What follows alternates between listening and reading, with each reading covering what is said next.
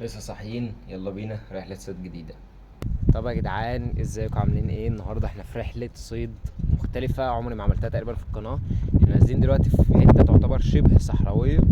هندور على الحيوانات اللي فيها، نشوف ايه الحاجات اللي عايشة هنا، ندور نشوف ممكن نقابلنا ايه، نصطاد ايه. طبعا زي ما انتم شايفين المنطقة ورايا عاملة ازاي، حرفيا تعتبر صحراوية. احنا في حاجة شبه جبل كده، فيلا بينا. والنهارده معانا حسام، بس حسام راح يجيب حاجه وجاي، هو اللي هيبقى بيصورني وهو اللي يعتبر عارف المكان هنا، فهو اللي هيدلني بمعنى صح. فيلا بينا يا جدعان، المنظر حرفيا جامد. الكاميرا. طب يا جدعان، حسام وصل. المفروض دلوقتي يا حسام انت يعتبر اللي عارف المكان هنا وعارف الدنيا هنا، صح؟ تفتكر ايه الحيوانات اللي احنا ممكن نقابلها او الزواحف او كده؟ منافذ وجرايات. سحالي جراي. بصوا يا جدعان، اصلا في اثار على الارض، انا هصورها لكم دلوقتي. بصوا، كل دي اثار سحالي عامه. فدلوقتي يا جدعان بنتمشى، ويا رب حاجة عند النخل. يا رب نقابل حاجه كويسه، او حاجه ان احنا نعرف نصور عليها بمعنى اصح. فيلا بينا يا جدعان. في نخله، تمام، وحرفيا المكان كله مفتوح، والنخله هي المكان الوحيد للظل. فاحنا هنروح دلوقتي، هننزل هنا ونروح، ويا رب نلاقي. معظم الحاجات دي احتمال كبير واحنا ماشيين نقابل حاجه، فخليكم معانا. بصوا يا جدعان، اول حاجه قابلناها دي، بجد انا مش عارف نوعها ولا اسمها ولا ايه المنظر ده اصلا. هي خضرة من تحت وبينك من فوق كده، فمش عارف ايه النوع ده. اللي يعرف اسم الدودة دي وانا برضه عامل سيرش وافهم عنها واقول لكم. ده اول حاجة حية نشوفها النهاردة. تقريبا هي بتتلسع من الشمس باين. زي ما انتم شايفين يا جدعان، الجو حر قوي قوي قوي. فيلا بينا نكمل رحلتنا. استنى، في نخلة صغيرة هنا بعيد عندي، تعالوا نبص عليها كده. هروح احسن امسك حسام بقى اللي هيتولى التصوير عشان نتعامل. شي على اساس يجري يمسك حاجه شوكت وتشوك. انت بتقول فين بقى انت قصدك دي؟ قدامي مكورة نفسها كده. بصوا يا جدعان، في كلاب. احنا بنتمشى، هو بيقول لي ده تقريبا انفت، انا ما اعرفش. هنبص برضه، هننزل هنا نبص هنا، تمام، بس المعلم ده يقوم ويسيبنا. ماشي. فيلا بينا.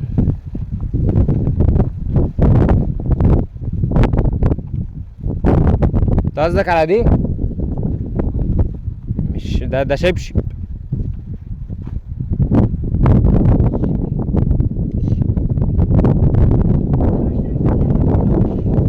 حسام ماشي كلاب، واسترها علينا يا رب. خش يا حسام، انا واقف بصورك اهو.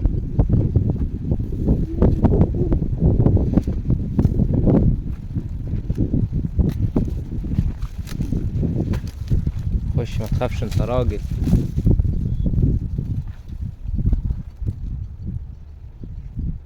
مش هتلاقي حاجه عشان الكلاب كانت لسه هنا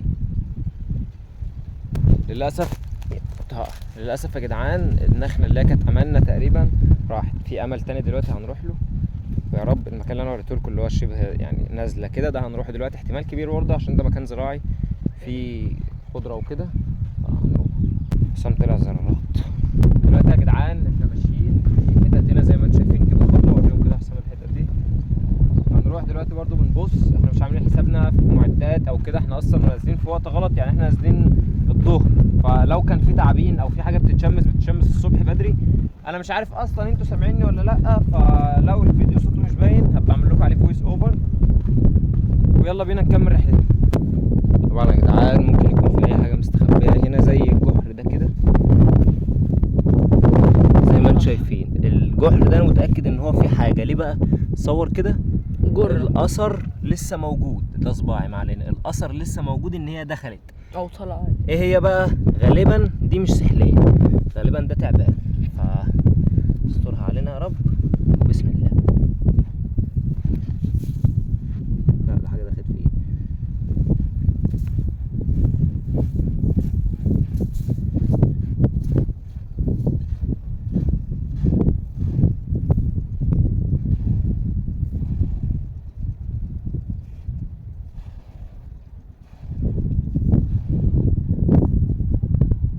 خدت بالك؟ صح؟ امم في حاجه طلعت تجري كده. اه طب روح بص كده. استنى غالبا انا شفتها. ما انا شفتها.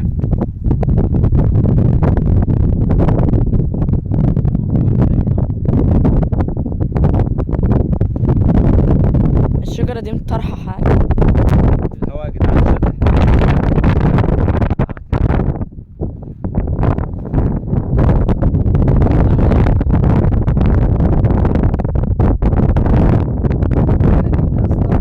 طيب يا جدعان، انا عارف ان انتوا مش سامعين اي حاجه، ولكن احنا كنا شفنا فعلا حاجه بتجري واتاكدنا في اخر الفيديو، وهتعرفوا اتاكدنا ازاي. دلوقتي انا برضو كنت شايف حاجه شبه جحر وكنت بحفر فيها، وللاسف برضو ما كنتش لقيت فيها. فكملوا الفيديو بقى عشان تشوف انا ايه اللي خلاني اتاكد ان فعلا في حاجه كانت جريت، وكمان كان لونها اصفر.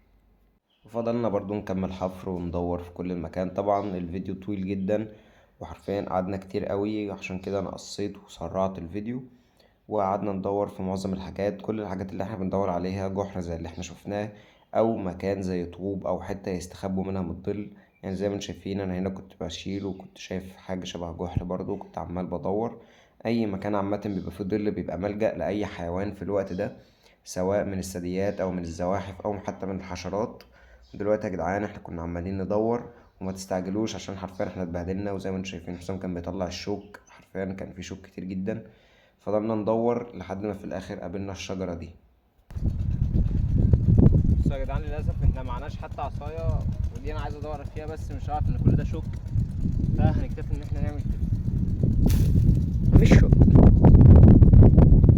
يا رب حاجه تبقى. هي كتلة شوك. اهي. واخيرا يا جدعان بعد تعب وقعدنا ندور كتير جدا، لقينا الحمد لله اول سحلية نشوفها في الصحراء تقريبا.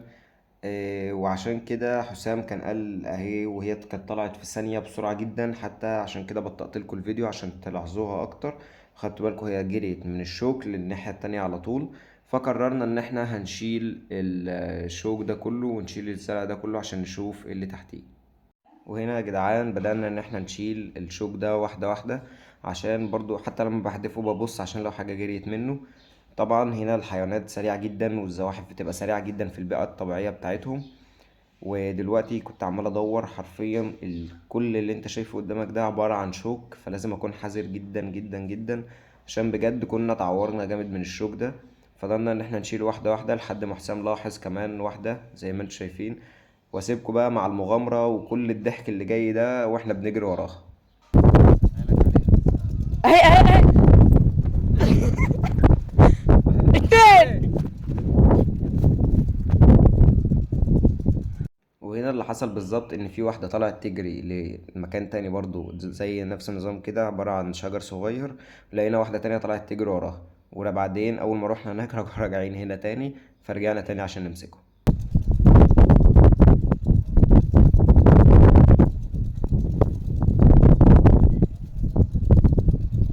ركز يا عم هنا. احنا عايزين نعمل اهي واحدة عندي اهي يا جماعة، رب تكون ظاهرة في الفيديو. عندي اهي طلعت بقى. هنا يا جدعان السحلية طلعت ووقفت قدام حسام، وانا بقول له نط امسكها مرة واحدة، ولكن للاسف هو اتردد، عشان كده هي جريت. هي طلعت وقفت على اساس ان هي تموه نفسها مع الرمل، فاحنا ما ناخدش بالنا منها ونبص بعيد فتجري. احنا كل بس لو وقفنا الشوك.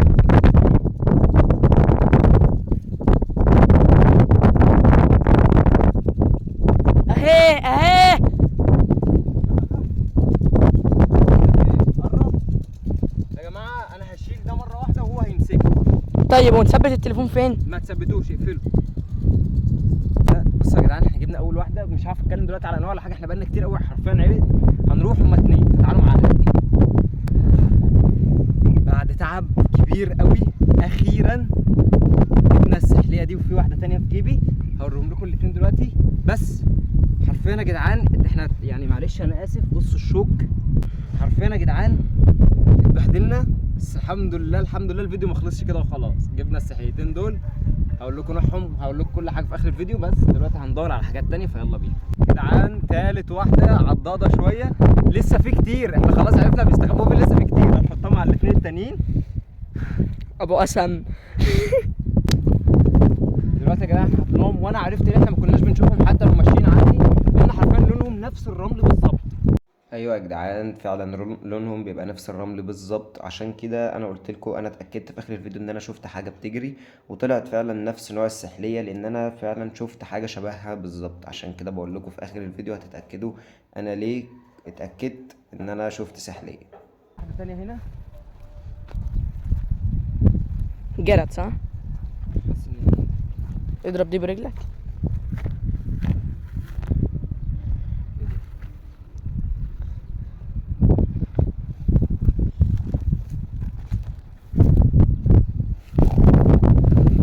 اهي اهي. تقريبا محدش فيكم لاحظ، حرفيا يا جدعان بتطير في مكانها، بتطير. اهي اهي في الشجره دي. ماشي ماشي، واحده واحده واحده واحده يا ابني زي ما علمتك. يا لهوي وراها. دي كبيره. اللي كان بيحصل واللي خلى حسام يشلني ان انا معوده ان هي لو دخلت في شجره صغيره ان احنا نحوط عليها بايدينا عشان اول ما تيجي تجري نمسكها. هو بقى جه راح جاي جاري دابب برجله قدامها، راحت جايه داخله جوه الشجره اللي انتوا شايفينها دي. ودلوقتي حرفيا انا عمال اهز، استغربت ان هي ما جريتش، قلت يمكن غفلتنا وجريت في ناحيه تانية، بس هتفهموا دلوقتي ايه اللي حصل. انا شايفها هنا يا ابني، انا متاكد دخلت جوه قوي كمان. طبعا يا جماعه احنا جبناها خلاص رابع بعد ما واحدة. دخلت في الجحر. ده بمد ايدي بشيل النباتات لقيتها. دي رابع واحده يا جماعه. كده 4، احنا تقريبا هنمشط المنطقه كلها. تحط مع اخواتها. بس يا جدعان والله العظيم اكمل لكم رحله الصيد، بس للاسف تليفوني خلاص قرب يفصل. عموما طب يا جدعان في اخر الفيديو عايز اعرفكم ان انا كان تليفوني فصل اصلا، وعشان كده انهينا رحله الصيد على الاربع سحالي اللي احنا جبناهم بس. ولكن ان شاء الله في زياره تانية للمكان ده، ويكون معانا المعدات الكافيه والحاجات اللي احنا نقدر ان احنا نصطاد بيها حاجات اكتر. وزي ما انتم شايفين دي السحالي اللي احنا اصطادناها، بجد يا جدعان جميله قوي قوي قوي. غالبا دي سحليه اسمها هدبيه الاصابع، انا مش متاكد، فاللي متاكد من المعلومه يا ريت يقول لي. تمام ده شكلها بالظبط. وبس كده، يا ريت تكون الرحله عجبتكم، ولو عايزين اعمل رحلات بشكل تاني يا ريت تكتبوا لي تحت في الكومنتات وتقولوا لي رايكم في الرحله دي. سلام.